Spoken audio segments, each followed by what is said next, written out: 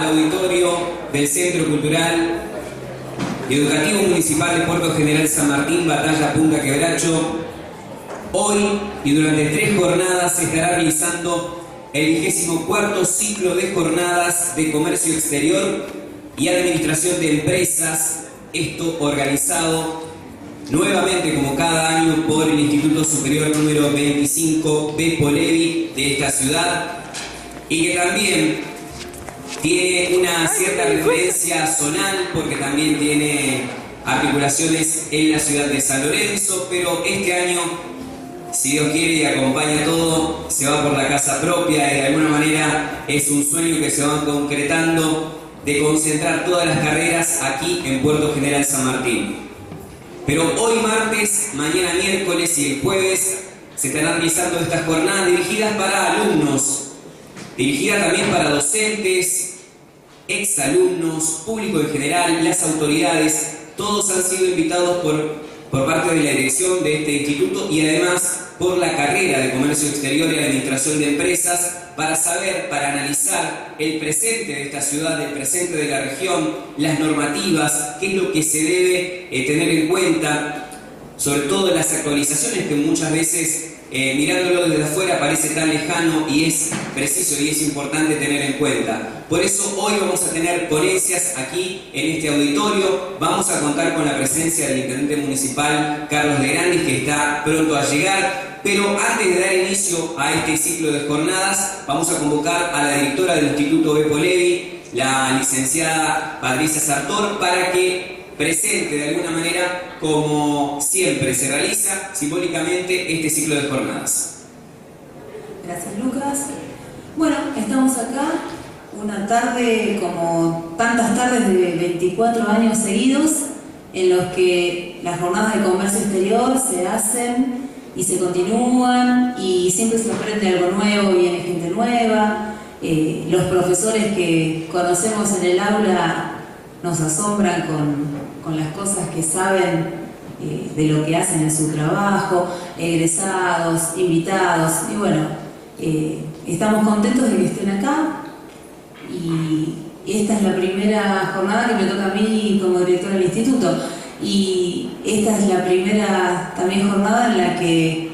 esta mañana nos llamaron que están llegando muebles para empezar a llenar el instituto nuevo. No sabemos si nos vamos a ir este año, pero los chicos primero y segundo, bueno, van a poder estrenar un lugar nuevo. Así que siempre las jornadas de comercio exterior traen regalos. El año pasado trajeron convenios, otros años traen visitas extranjeras, bueno, este año también. Este año trajo muebles para la casa. Así que bueno,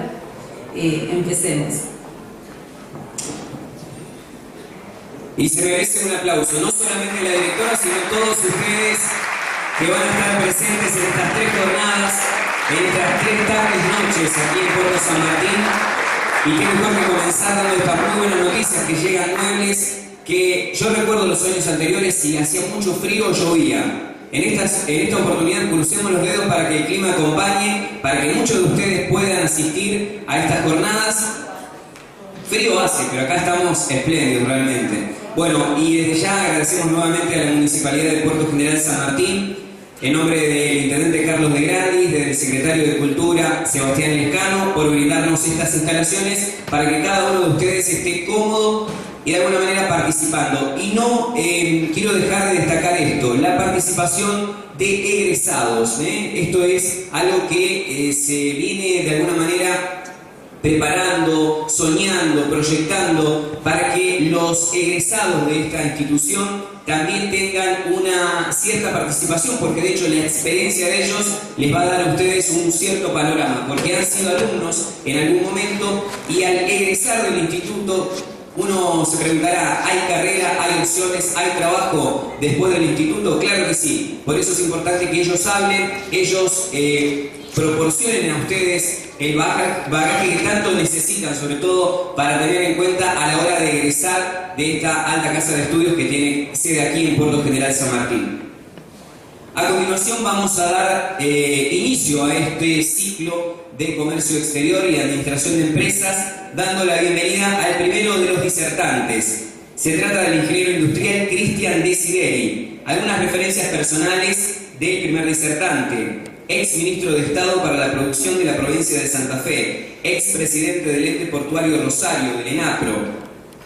articulista del diario La Nación y medios de comunicación provincial. Además es profesor universitario, feliz día para usted y para todos los profesores, y además vicepresidente del Foro de Reflexión. Un fuerte aplauso para Cristian Desideri, que nos acompaña,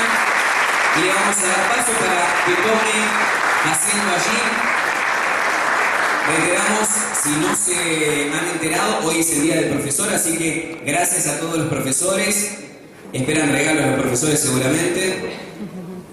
Y a continuación comienza la ponencia del ingeniero Cristian Desideri.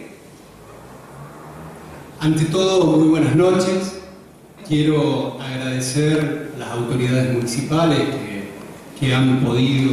de alguna manera convocar a todos ustedes, que son en su inmensa mayoría jóvenes, estudiantes y futuros profesionales. También a las autoridades del Instituto Ecolevia, a su directora, a los responsables de la carrera de Comercio Exterior, quienes de alguna manera plantearon la posibilidad de que ustedes, que próximamente van a estar trabajando en las empresas o que pueden tener alguna representación en organismos vinculados a comercio exterior o en fundaciones que estén en la labor de la promoción de las exportaciones argentinas y de nuestra región en particular,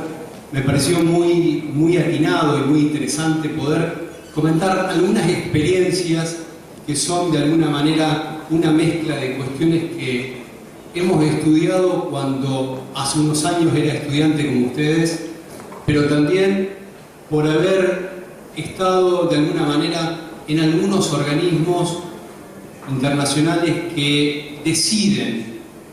objetivos, deciden metas y deciden destinos del comercio exterior de la Argentina. En ese sentido, me parecía muy interesante darle una visión general con respecto a, bueno, justamente qué es lo que está pasando en el mundo y qué es lo que está pasando en la Argentina en el marco del Mercosur. Y por último, hacer un breve análisis sobre la provincia de Santa Fe y sobre nuestra región en particular.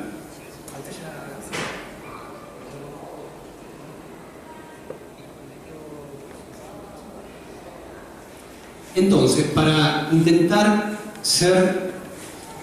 didáctico en la exposición, la idea era, primero, ¿qué pasa con el mundo? Para saber cómo podemos entender toda esta lógica del comercio exterior, donde cuando aquellos que comenzamos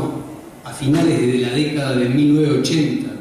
y comenzamos estudiando a los países lo que se llamaba la ALADI, hoy eso cambió radicalmente después de 25 años y monedas, y cómo poder entender este contexto internacional de globalización. Me vino a la cabeza algo que se verá en los próximos años como de alguna manera un punto de inicio referencial y histórico, que fue el Tratado de Asunción del Paraguay en abril de 1991. Si bien había habido algunos inicios de vinculación de Argentina con Brasil, donde dos presidentes quizás pusieron una piedra fundamental para después formarse lo que hoy se conoce como Mercosur,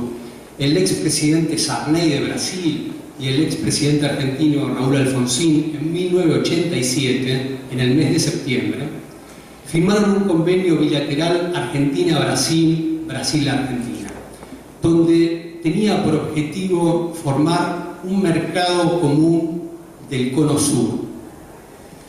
Eso evidentemente tuvo muchas dificultades. Ninguno de los dos países quería ceder cuota de mercado interno y por lo tanto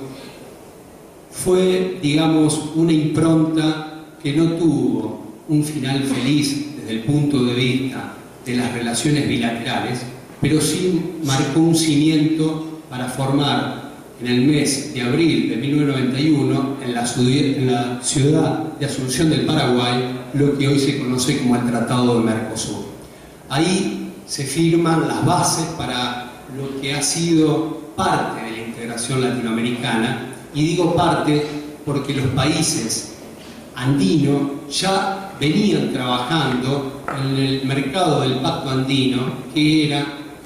justamente Perú, Ecuador, Colombia y Venezuela. Por lo tanto, nuestra región en Sudamérica más del sur está un poco al azar.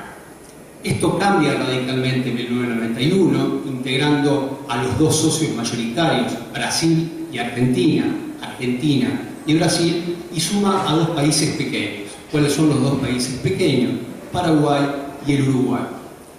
Cuando comienza a trabajarse de manera de bloque comercial, el Mercosur, por supuesto que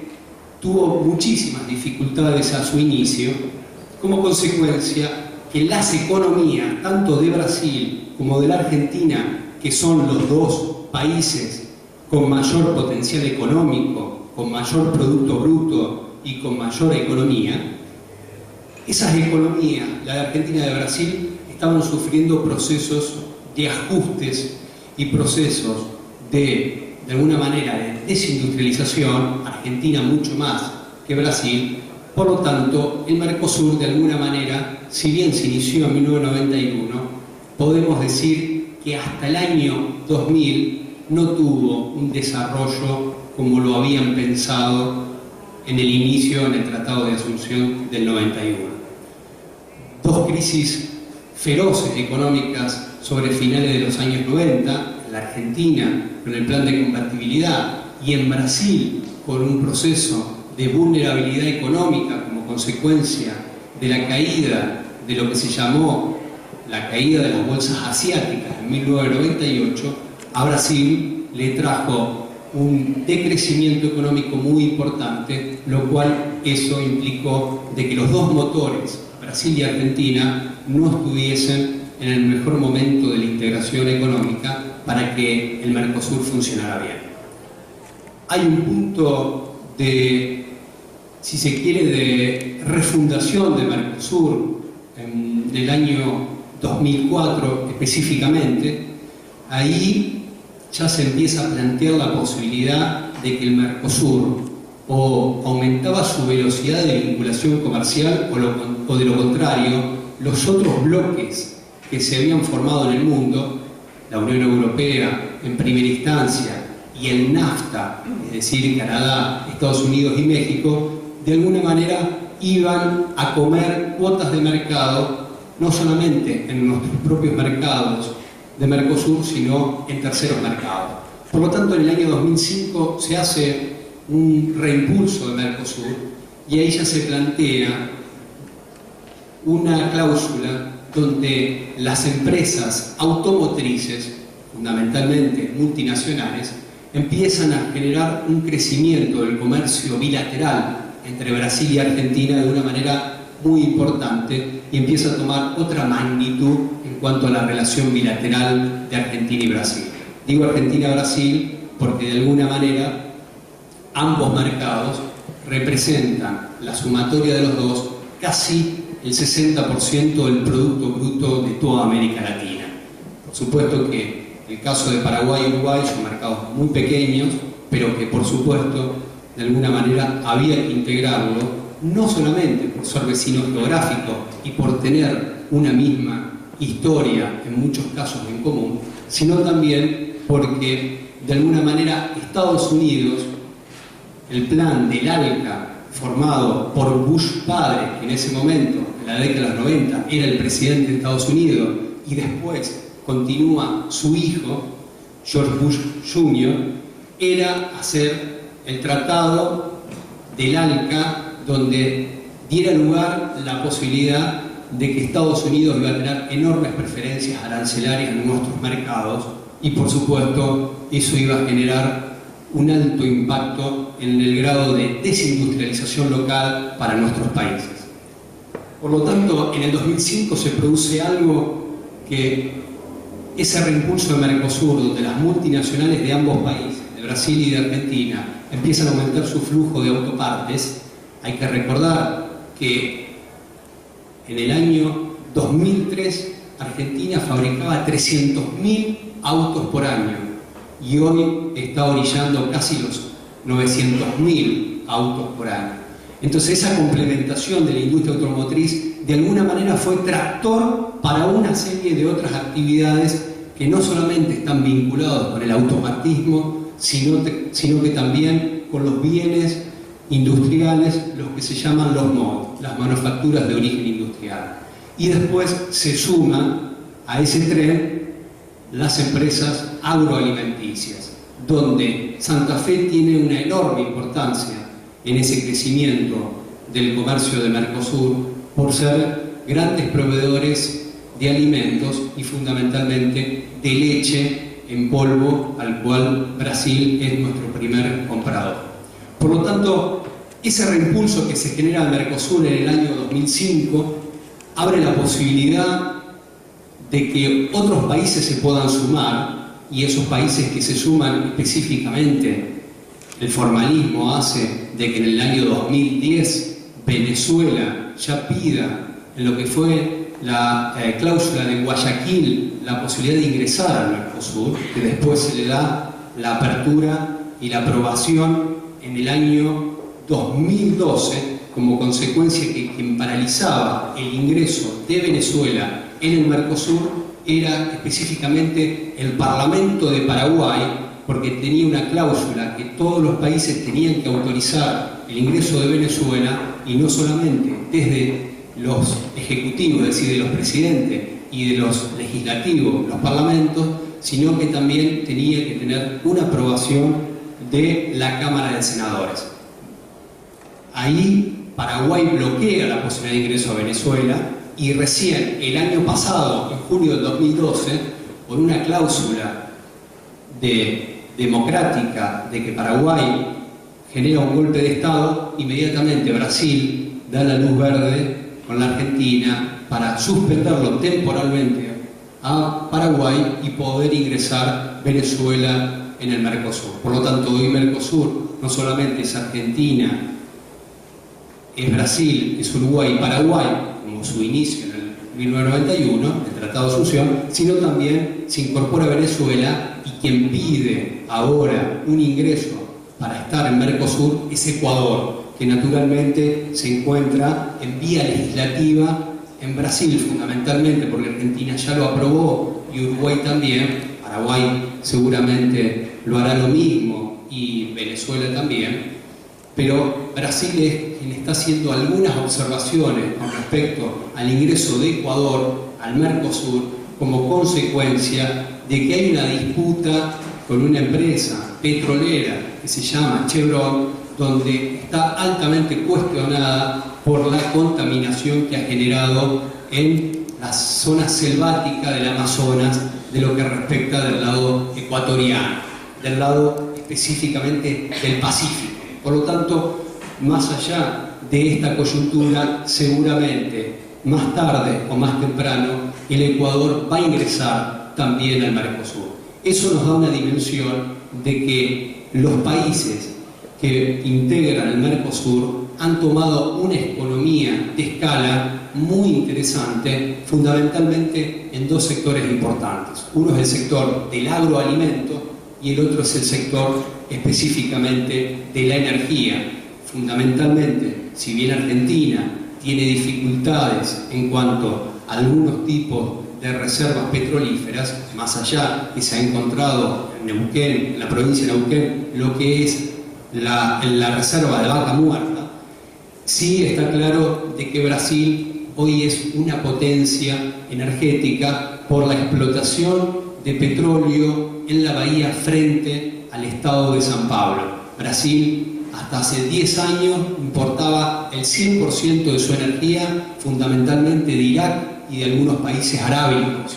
Hoy Brasil tiende a que en los próximos 5 años se autoabastezca energéticamente, y eso da una posibilidad en cuanto al desarrollo industrial de una manera muy importante. En el caso de Brasil, es muy interesante lo que está pasando en el sector industrial, porque de alguna manera a nosotros, por ser sus socios de alguna manera prioritarios, a nosotros nos tracciona un enorme potencial de comercio exterior. Hay que recordar que el comercio bilateral con Brasil en 1991 era aproximadamente 2.000 millones de dólares. Hoy el comercio bilateral, año 2012, es aproximadamente 35.000 millones de dólares, donde el sector automotriz, que este año Brasil, aún con falta de crecimiento económico o con un crecimiento muy bajo, va a andar aproximadamente en los 3,5 millones de vehículos producidos, mitad con alconafta y la otra mitad con nafta, con lo que es propiamente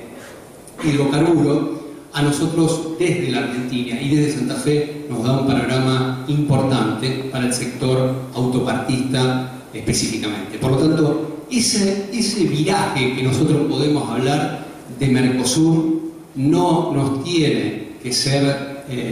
alejado de nuestra realidad, porque uno de los ejes geográficos gravitantes de Mercosur, que es una de las zonas más importantes a desarrollarse dentro de lo que es los mercados emergentes, es la provincia de Santa Fe y es nuestra región específicamente. Por lo tanto, hace tiempo que venimos hablando del tema Mercosur, no solamente por una cuestión de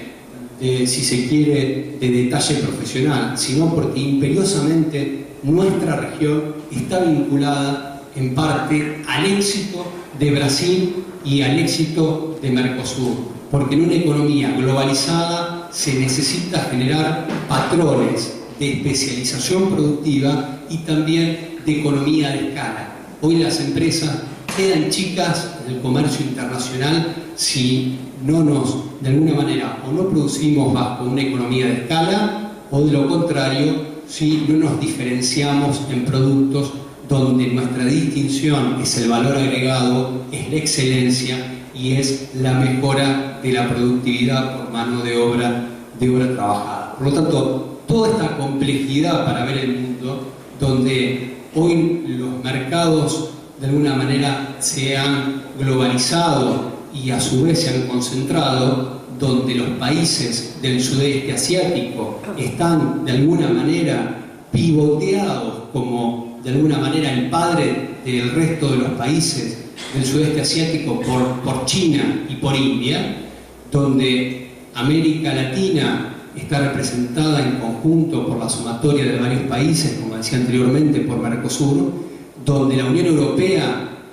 si bien se ha consolidado como mercado económico integrado por 27 países, pero por 18 de esos 27 países bajo la misma moneda única, pero evidentemente el caso de Europa y el caso de África son dos temas para analizarlo por separado. ¿Por qué? Porque el caso de Europa, hoy Europa está en promedio cumpliendo 7 años de recesión económica. Después de la década de los 50, de 1950, se generó en Europa lo que se llamó el estado del bienestar, y ese estado de bienestar vino vinculado en parte, no únicamente, por el Tratado del Carbón y del Acero, y ese mercado que se fue generando en la Europa central y después se fue sumando los países de la Europa del Sur y luego, posteriormente, finalmente, la Europa del Este, que era la antigua Europa de los países comunistas de la órbita de la Unión Soviética, hoy hace de que ese mercado europeo no pueda mejorar su nivel de competitividad y de exportaciones, y donde dos países que tienen una enorme importancia, Francia e Italia y Francia, se encuentran en una situación de una enorme deslocalización de industrias y de empresas, porque fueron a llevar su producción a China y se encuentran de que en Europa cada vez se fabrica menos y cada vez se importa más. Por lo tanto, lo que hace la Unión Europea es poner aumentos de aranceles para limitar el ingreso de productos chinos, y los chinos les dicen a los europeos: vos me estás limitando el ingreso de mis productos, yo también voy a hacer lo mismo con los productos europeos. Entonces esta guerra comercial que se genera en el ámbito de la Organización Mundial del Comercio, que de alguna manera es el árbitro internacional que existe en el comercio exterior para dirimir los problemas de aranceles, de preferencia arancelarias o de normativa vinculada al comercio bilateral, esta guerra comercial hoy es una guerra despiadada y sumamente complicada, donde hay grandes jugadores y donde de alguna manera las contradicciones de algunos de los países hace a que justamente vaya perdiendo competitividad y por lo tanto aumento de desempleo y falta de crecimiento económico. Durante 40 años el mejor calzado del mundo era italiano y el cuero en su parte venía de la Argentina y de Brasil. Hoy el mejor zapato se hace en China de empresas italianas. Entonces eso ha generado una distorsión de precios y de nivel de competitividad que en el caso italiano les dificulta enormemente poder penetrar con sus productos y con sus servicios, y ahí hay una situación de enorme restricción que hace que los europeos en particular estén buscando alternativas de mercados que antes eran mercados subdesarrollados o periféricos, cuya connotación era casi de alguna manera como una falta de respeto, pero justamente peyorativa, mejor dicho, por decirlo en un término acertado, pero hoy hace de que los europeos necesiten a América Latina y a Mercosur en particular y al África. Hay países de África que vienen creciendo de una manera muy interesante y por lo tanto la situación hace a que Mercosur tenga serios problemas internos de puertas hacia adentro entre los dos grandes negociadores, que es Brasil y la Argentina, para limitar el ingreso de productos del sudeste asiático y de China en particular. En el mes de marzo estuve en una discusión en San Pablo, en la Federación de Industriales de San Pablo, y luego recorrimos algunas empresas que de alguna manera tienen una preponderancia en Brasil específicamente. San Pablo es de alguna manera el eje vertebrador de la economía brasilera. Solamente el estado de San Pablo, lo que sería el equivalente a una provincia en la Argentina, tiene un Producto Bruto más grande que toda la Argentina completa.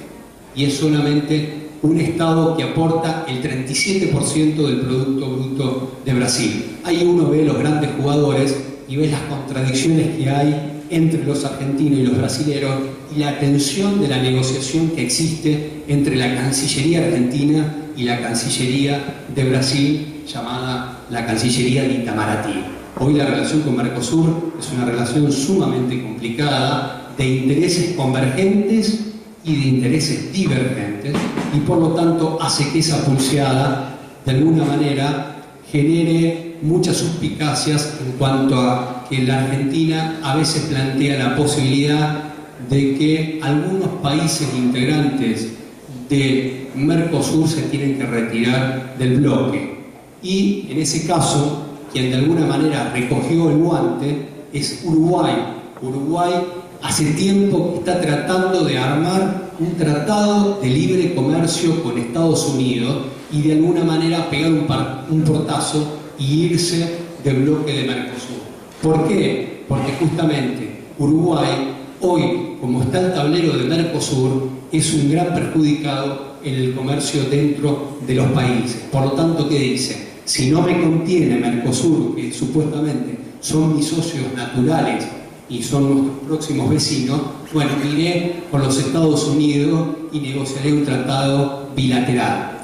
Lo mismo ocurre para el caso de Chile. El caso de Chile es sumamente complicado porque es una economía pequeña, pero es una economía que está altamente concentrada, con un arancel promedio para todo tipo de productos del 8%, es decir, que si uno es un fabricante chileno y quiere importar algo de Japón, de China o de la India, vale lo mismo importar una computadora que un auto, porque hay casi un arancel común del 8%. Hay algunas especificaciones de algunas variaciones de algunos aranceles, pero el promedio es del 8%. Entonces, ¿qué pasa? De ningún punto de vista, Chile, que no tiene industria y que prácticamente es una gran comercializadora, por decirlo así, quiere ingresar al Mercosur, y por supuesto que la Argentina es uno de los enormes enemigos de que Chile entre al Mercosur. ¿Por qué? Porque eso distorsionaría enormemente el comercio de los países de Mercosur, por esto que les contaba anteriormente. El arancel tan bajo de países del sudeste asiático haría desaparecer una inmensa cantidad de industrias, tanto en la Argentina como en Brasil, porque por supuesto que la situación de Chile, por ser importador, es totalmente distinta a nuestros países, que sí tienen un tejido industrial interesante, fundamentalmente formado por pequeñas y medianas industrias.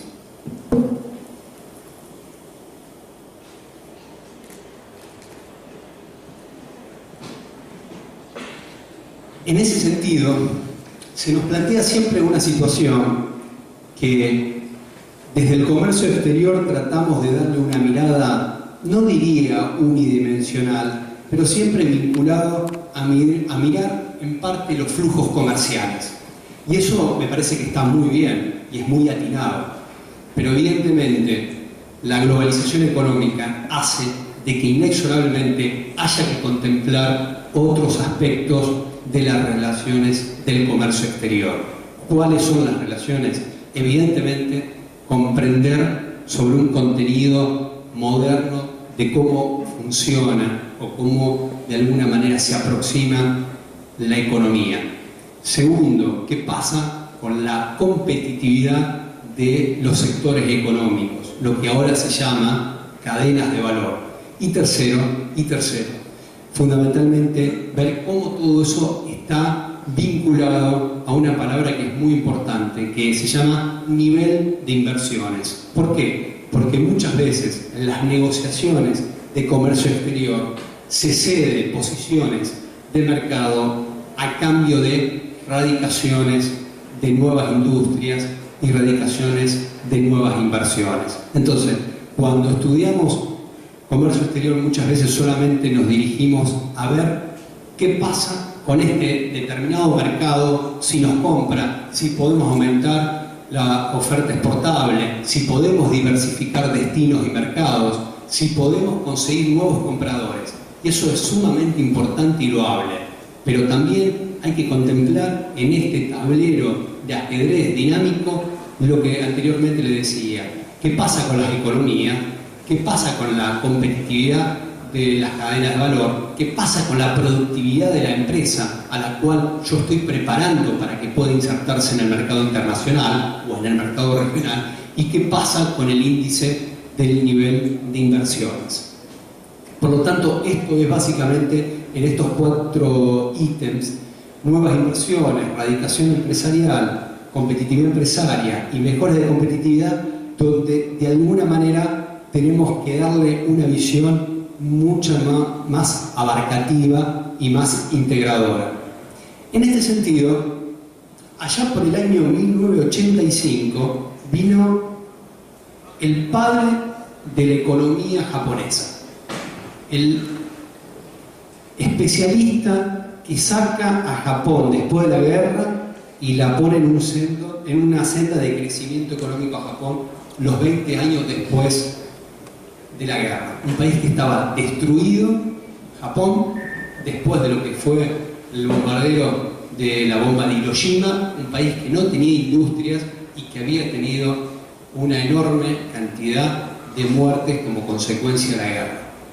Aparece un japonesito muy bajito, muy flaquito, de 1,52 de medida, que se llamaba Saburo Okita.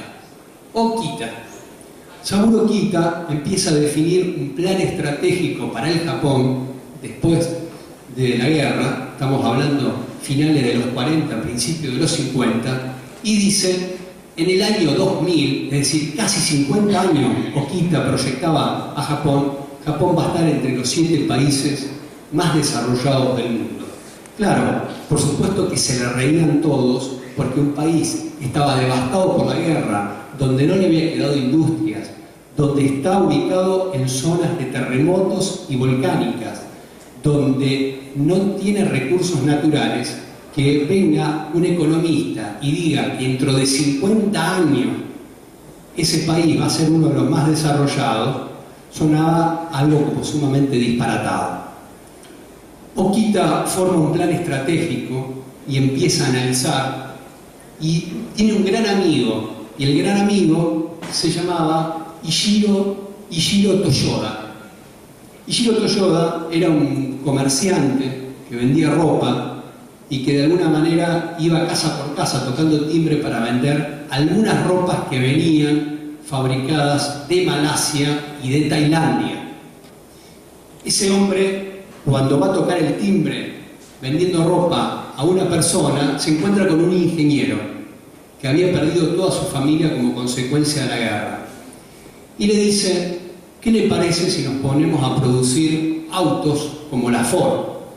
Por supuesto que sonaba totalmente disparatado, porque no había hierro, porque no había industria, porque no tenía energía. Japón en ese momento solamente tenía 2 horas de luz y el resto estaba sin luz, porque no alcanzaba justamente la usina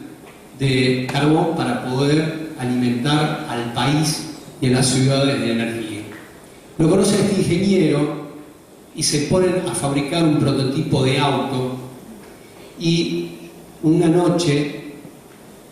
le dice Toyoda al ingeniero: la marca nuestra va a ser una de las mejores. Estuve hablando con Okita, que en ese momento era quien estaba proyectando 50 años adelante el Japón, y comienzan a fabricar unos prototipos de auto que ver de la D le cambian la letra T porque cacofónicamente sonaba mejor. Ese auto hoy se llama Toyota, pero en realidad los primeros modelos de auto eran Toyoda, con D. Cuando Toyota empieza a fabricar autos, empieza a exportar a la región digo Filipinas, Tailandia, Malasia, toda esa zona del sudeste asiático. Toyota en 20 años ya era el primer fabricante en todo el sudeste asiático más importante del fabricante de automóviles que General Motors y que la Ford Company. Era más importante Toyota. Y dijo, allá en el año 55, 60, en 1980 vamos a ser una de las primeras marcas de ventas en Estados Unidos y vamos a poder de alguna manera penetrar vendiendo desde Japón, con la incidencia de flete que tiene un auto producido en Japón, ir por el Pacífico y llegar a Estados Unidos para ser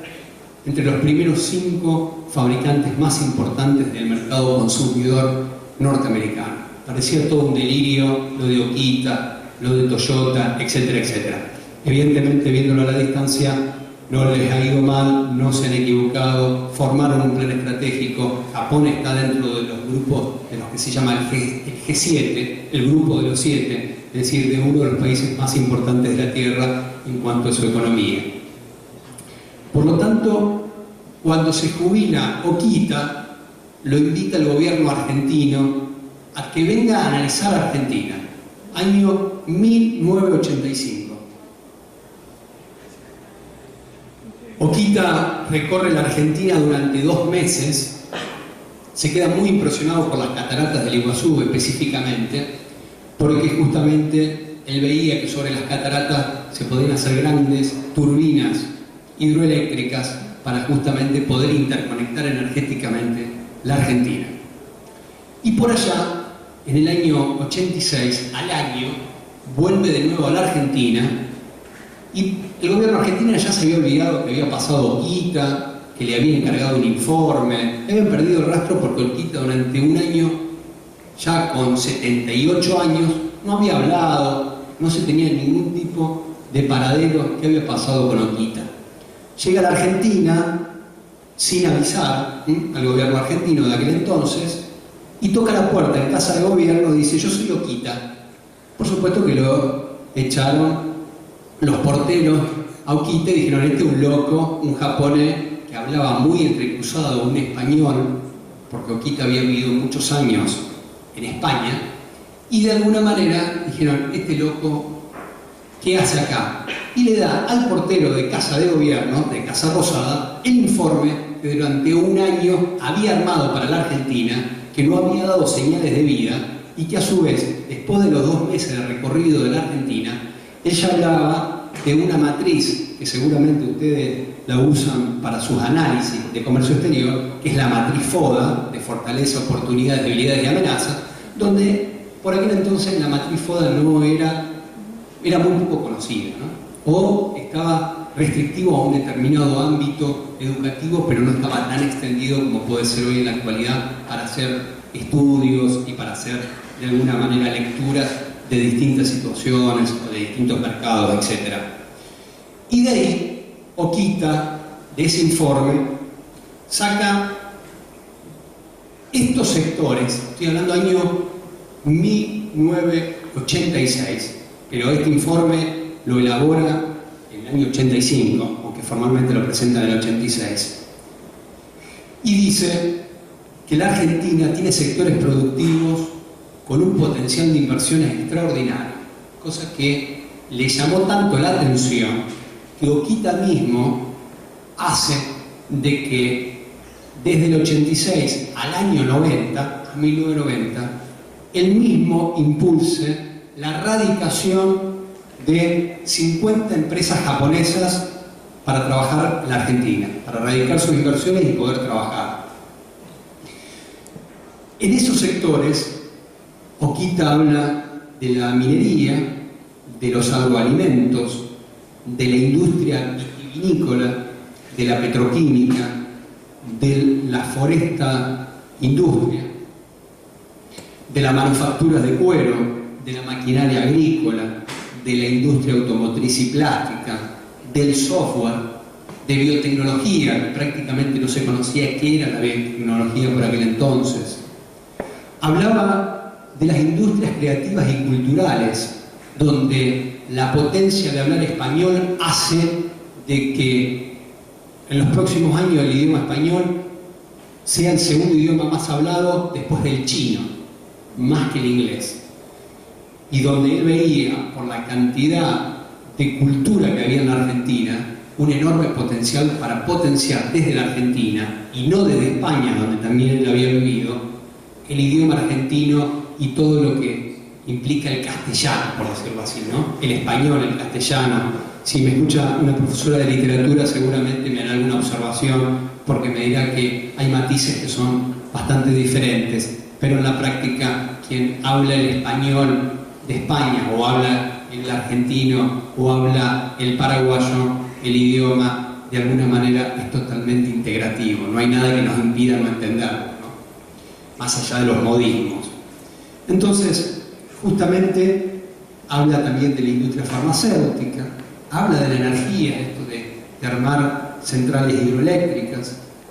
habla de los combustibles renovables, habla de la educación, de la salud y del outsourcing. Cuando entrega ese informe, le dijeron: muy bien, Oquita, pero la verdad es que la Argentina en este momento no está para implementar este programa, porque nosotros en pocos meses tenemos elecciones y nos tenemos que ver abocados en las elecciones. Entonces Oquita pensaba: qué gente rara que son los argentinos, que cuando me tocó a mí planificar con un grupo de colaboradores Japón, que estaba destruido como consecuencia de la guerra, pensamos para 50 años, y la Argentina, que tiene todos los recursos, todo el potencial, está pensando en la elección del próximo 2 meses, y el gobierno le dijo: no, espere que ganemos la elección y después vemos a ver si lo podemos empezar a instrumentar. Oquita se va un poco contrariado a la Argentina, pero evidentemente generó mucho afecto con la Argentina, y vuelve en el año 1993, y por esas casualidades tuve el enorme placer de poder charlar con Oquita, que ya tenía 85 años, estuvo en la ciudad de Rosario, y donde de alguna manera deben ser una de las cosas más importantes que me han pasado en mi vida personal y profesional hasta el momento, porque el nivel de claridad de ese hombre en 1993, con 85 o 86 años, era como el de ustedes que deben rondar la edad de 20 y pico de años promedio. La vitalidad que tenía ese hombre era impresionante, y a su vez la energía pensando que iba a vivir 100 años, 120 años. Yo le pregunté: ¿qué energía que tiene usted, doctor? Y me dijo: mi padre vivió 107 años y sobrevivió a la bomba de Hiroshima. Estaba a 20 kilómetros donde bombardearon los norteamericanos Hiroshima. Como yo, que tuve la posibilidad de estudiar, que he podido formar mi familia, que he podido comer, siempre comí. Cuando la gran mayoría de mis conciudadanos en el Japón comía 3 veces o 2 veces por semana nada más, y una sola comida, un solo plato. Dice: ¿cómo yo no voy a tener fortaleza y no voy a tener vitalidad si los años son una abstracción? Lo importante es la mentalidad y el espíritu que se le pongan a las cosas. Y cuando estábamos terminando, éramos más o menos unas 20 personas, antes de dar una charla ante el público, Oquita vuelve de nuevo a entregar el informe que había hecho en el año 86 y dice: ¿cuándo hay elecciones de nuevo? Y dentro de 2 meses, doctor. Bueno, sé que entonces no van a hacer nada ustedes, pero yo les quiero dejar estos papeles. Dice: sáquenle muchas fotocopias por si lo llegan a perder, porque alguien en alguna vuelta y en algún momento va a tomar estas ideas, las va a enriquecer, las va a potenciar, y ustedes van a ser una gran nación porque tienen todas las condiciones y las ventajas comparativas para poder generar un país con un gran potencial.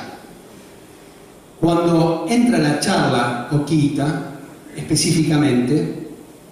se le plantea una cuestión que de alguna manera se plantea en todas las reuniones de comercio exterior, que es poder aumentar el nivel de exportaciones, poder aumentar el valor agregado de esas exportaciones y de alguna manera poder diversificar la torta de lo exportable para no ser dependiente, como la Argentina lo fue durante muchas décadas del trigo y hoy es de alguna manera dependiente de los commodities en general. Por lo tanto,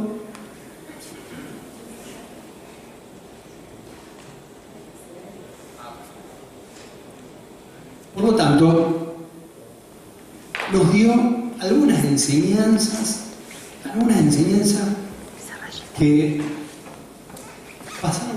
Estamos en el año 2013, es decir, pasaron 20 años, y la verdad que a mí me siguen impactando de la misma forma, con la misma potencia que cuando Oquita nos los dijo en esa reunión.